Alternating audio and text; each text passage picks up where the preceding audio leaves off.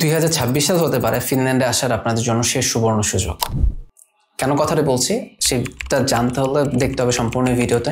আজকে আলোচনা করব আসলে 2026 সালে ফিনল্যান্ডে আসার জন্য আমাদের বাংলাদেশিদের জন্য শেষ সুবর্ণ সুযোগ হতে পারে এবং তার পিছনের কিছু কারণ রয়েছে, সেগুলো আজকে আলোচনা করব। আশা করি ভিডিও প্রথম থেকে শেষ পর্যন্ত থাকবেন।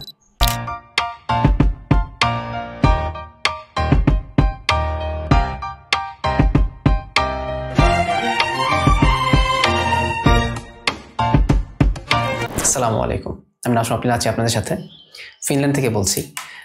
আসলে আপনার সাথে আজকে আলোচনা করতে চাই ফিনল্যান্ডে 2026 সালের যে আসলে আমাদের যে আপকামিং সেশনগুলো হচ্ছে এবং তার এগেনস্টে আসলে ফিনল্যান্ডে 26 সালটাই হতে পারে আমাদের বাংলাদেশিদের জন্য লাস্ট সুবর্ণ সুযোগ।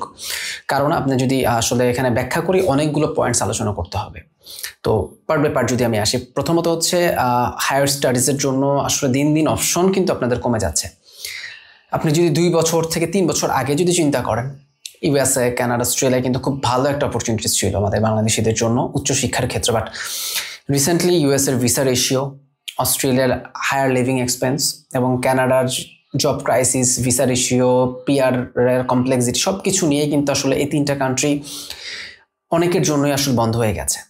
এখন ওপেন আছে শুধুমাত্র ইউরোপের কিছু কান্ট্রি এবং ইউরোপের কান্ট্রিগুলোর মধ্যে ইতালিতে টিউশন ফিসের একটা অপশন রয়েছে, বাট সেখানে ভিসা রেশিও খুবই কম। সুইডেন সব কিছু নিয়ে ভালো, বাট সেখানে পিআর পাওয়ার জন্য 10-12 বছর অপেক্ষা করতে হয়। Denmark same situation. তো সব কিছু যখন আপনি কম্পেয়ার করবেন, সবার আসলে যে প্রথম পছন্দ সেটা কিন্তু ফিনল্যান্ডের দিকে আসলে চোখটা যাচ্ছে এবং এইটাই হচ্ছে মেন প্রবলেম। কারণ আমাদের দেশের মানুষের অপশনস কম থাকার কারণে সবাই এখন চাচ্ছে ফিনল্যান্ডে মুভ করার জন্য। বাট ফিনল্যান্ডের যে রিসেন্ট সিনারিও রয়েছে, যদি আমরা লাস্ট 3 বছর যদি কম্পেয়ার করি, 3 বছর থেকে কিন্তু এই বছর, গত বছর কিন্তু যে পরিমাণ বাংলাদেশিদের অফার লেটার দেওয়া হয়েছিল, এই বছর কিন্তু তার থেকে কম দেওয়া হয়েছে এবং নেক্সট ইয়ার কিন্তু হয়তো বা রেশিওটা আরও কমে যাবে। আমাদের ইন্টারনাল আসলে কিছু প্রবলেম রয়েছে, আমাদের এই বাংলাদেশিদের এখানে কিছু রুলস ভায়োলেশনস করার কারণে সেই নেগেটিভ ইম্প্যাক্ট পড়েছে, যার প্রভাব পড়েছে হচ্ছে আমাদের অফার লেটারগুলোতে। যদি আমি বলি যে আসলে আমি কেন বারবার বলছি 2026 সালের লাস্ট সেশন, কারণ আপনারা অনেকেই আসলে হচ্ছে শেখার জন্য আসতে চাচ্ছেন ফিনল্যান্ডে।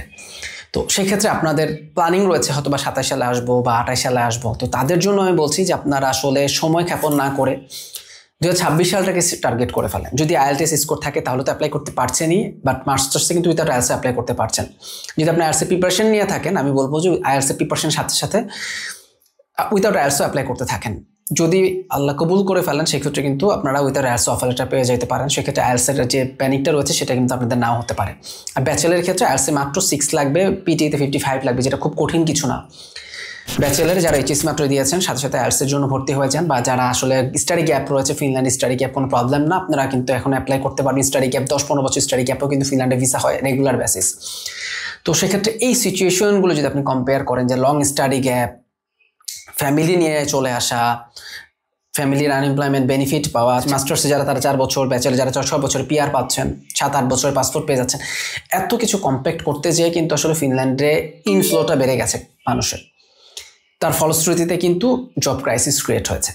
তো তবুও যাদের আসলে ফান্ডিং রয়েছে তাদেরকে আমরা এনকারেজ করি যে আসলে অন্য কান্ট্রিতে যেটা অপশনস নেই, সেক্ষেত্রে ফিনল্যান্ডে এসে কিছু সময় যদি এখানে নিজের প্রতি ইনভেস্ট করেন, সেক্ষেত্রে কিন্তু সেটা রিটার্ন ইনশাল্লাহ পেয়ে যাবেন।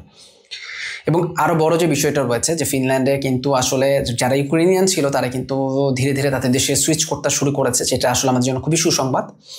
হতে পারে 26 সাল বা 27 সালে ফিনল্যান্ড হয়তো বা স্টুডেন্ট ভিসা আরও কম শর্ট করে ফেলবে, যেহেতু তাদের যেহেতু পর্যাপ্ত ওয়ার্কফ্লো রয়েছে, এখন পর্যাপ্ত স্টুডেন্ট ফ্লো রয়েছে, যেটা দিয়ে তারা নেক্সট 50 ইয়ার্স কিন্তু আসলে সারা ওয়ার্ল্ডে তারা কিন্তু আসলে নিজেদের পজিশনে ধরে রাখতে পারবে।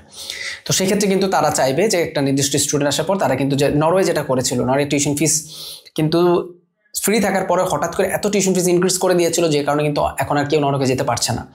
বাট এখন কিন্তু শুনছি নরওয়ে হয়তো বা আস্তে আস্তে সেই টিউশন ফিসের অ্যামাউন্টটা কমিয়ে ফেলবে, কারণ তাদের যথেষ্ট পরিমাণ ওয়ার্কফ্লো ছিল, যথেষ্ট পরিমাণ মানুষ ছিল। ফিনল্যান্ড হয়তো সেই পজিশনে চলে যেতে পারে, তার টিউশন ফিস অনেক হাই করে দিতে পারে বা রিকোয়ারমেন্ট হাই করে দিতে পারে। তো এই রিস্কটা না নেওয়ার জন্য আমি বলবো যারা আসলে ফিনল্যান্ডে আসার চেষ্টা করছেন বা ইচ্ছা আছে, তারা 2026টাকেই আসলে আপনাদের ডেডলাইন সেশন ধরে নেন। যদি জানুয়ারি সেশন ধরতে না পারেন কোনো প্রবলেম নেই, আপনি জানুয়ারিতে কিন্তু এবছর ডিসেম্বর থেকে কিন্তু সেপ্টেম্বর সেশন অ্যাপ্লিকেশনগুলো ফুল দমে শুরু হয়ে যাবে, তার আগে থেকেও শুরু হয়ে যাবে, অক্টোবর থেকে রোলিং শুরু হয়ে যাবে। বাট এই কয়েকটা মাসের মধ্যে নিজেকে আইএলটিএসের জন্য প্রিপেয়ার করে ফেলেন। এবং ফিনল্যান্ডের সবচেয়ে বড় যে সুযোগ সুবিধাটা স্টিল এখনও যেটা রয়েছে, সেটা কিন্তু যে কাউকে স্পন্সর দেখানো যায়। আপনার ফ্যামিলি হোক, বাইরে ফ্রেন্ডস, যে কেউ, ফ্রেন্ডসের বাবা হতে পারে, নেইবার হতে, যে কেউ কিন্তু স্পন্সর হতে পারে ফিনল্যান্ডের ক্ষেত্রে। তো সেক্ষেত্রে যে কাউকে স্পন্সর দেখানোর যে সুযোগ সুবিধাটা ফিনল্যান্ডে এখন স্টিল রয়েছে, এই সুযোগগুলোকে কাজে লাগিয়ে আপনার কিন্তু 2026 সালে ফিনল্যান্ড অ্যাপ্লিকেশনগুলো করে ফেলতে পারেন, যদি ফিনল্যান্ডে আসার ডেডিকেশনটা আপনার মনের মধ্যে থাকে।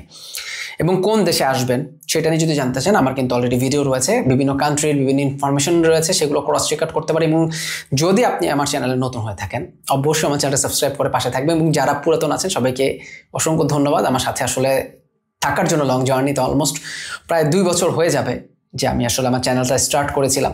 আপনাদের ভালোবাসা আজকে এই পর্যন্ত অলমোস্ট 50,000 সাবস্ক্রাইবারের চ্যানেল হয়ে গেছে। আশা করি ইনশাল্লাহ খুব দ্রুতই এটা আরও গ্রো করবে। এবং ফাইনাল যে কথাটা বলতে চাই, যারা আসলে ফ্যামিলি নিয়ে আসতে চান তাদের জন্য ফিনল্যান্ড একটা better option, still better option রয়েছে। কেননা ফিনল্যান্ডে এখন আনএমপ্লয়মেন্ট বেনিফিট, হাউজিং বেনিফিট সব কিছু রয়েছে, বাট কতদিন থাকবে সেটা আমরা জানি না। 26 সালের পরে যদি 27 সালে যদি এগুলো চেঞ্জ হয়ে যায়, তখন কিন্তু আপনার জন্য একটা প্রবলেম ক্রিয়েট হতে পারে। তো এই জন্য যত দ্রুত আসলে চলে আসবেন, যত দ্রুত লাইফটাকে স্টার্ট করে ফেলবেন, তত দ্রুত আপনার প্রবলেমগুলোকে ওভারকাম করতে পারবেন। তো যারা 26 সালে ফিনল্যান্ডে আসতে চাচ্ছেন তাদের জন্য বলবো এটা লাস্ট সুযোগ। হতে পারে আবার সুযোগ আসতেও পারে, বাট যদি না আসে সেক্ষেত্রে কিন্তু আপনারা প্রবলেমে পড়ে যাবেন। সেই জন্য আসলে তখন তো এমন কোনো কান্ট্রি যেতে হবে যেখানে আসলে টিউশন ফিস অনেক হাই বা আপনার পিআরের পসিবিলিটি খুবই কম। বাট এখন যেহেতু সব কিছু ফিনল্যান্ডে পাচ্ছেন, ফিনল্যান্ডের কম্প্যাক্ট প্যাকেজটাকে এখনই আসলে আপনাদের গ্র্যাব করা উচিত। যারা ফিনল্যান্ড নিয়ে কাজ করতে চান, অ্যাপ্লিকেশন করবেন আমার মাধ্যমে রিলায়েবলভাবে 100% অ্যাকুরেসিভাবে যখন অ্যাপ্লাই করতে চান, আমাকে অবশ্যই ইমেল করতে পারেন finlandhelpline.najmar@gmail.com। আপনারা জানেন ফিনল্যান্ডের আমি রেজিস্টার্ড স্টুডেন্ট কনসালটেন্ট। আমি এখানে কিন্তু ফিনল্যান্ডের গভর্নমেন্টের আন্ডারে বিজনেস করে এখানে স্টুডেন্ট কনসালটেন্সি বিজনেসটা রান করছি। তো যারা আমার মধ্যে অ্যাপ্লাই করতে চান, অল্প কিছু সংখ্যক ফাইল নিয়ে প্রতি বছর আমি কাজ করি, লিমিটেশনের মধ্যে কাজ করি, কারণ আমি 1-to-1 সেশন ভাবে সব কিছু ম্যানেজ করি। আমার সাথে কমিউনিকেশনের মাধ্যমে ডিরেক্টলি আপনি সব কিছু করতে পারবেন। তো যারা আমার সাথে অ্যাপ্লাই করবেন অবশ্যই আমাকে ইমেল করবেন, ইমেল অবশ্যই মেনশন করবেন অ্যাডমিশন টু ভিসা সার্ভিস। অবশ্যই আপনার একাডেমিক ডকুমেন্ট, সার্টিফিকেট সব কিছু দিয়ে তারপর ইমেল করবেন। শুধু ডিসক্রিপশন লিখে দিয়ে ইমেলটা না করার জন্য অনুরোধ করা হচ্ছে। আপনার একাডেমিক সার্টিফিকেট, আইএলটিএস স্কোর, যদি জব এক্সপিরিয়েন্স থাকে সেগুলো দিয়ে ইমেল করবেন। তার পরবর্তীতে আমরা আপনার সাথে অবশ্যই যোগাযোগ করবো, ফার্দার স্টেপসগুলো নিয়ে আলোচনা করবো। তো আজকে ভিডিওটা এই পর্যন্তই। সবাই ভালো থাকবেন। আল্লাহ হাফেজ, আসসালামু আলাইকুম।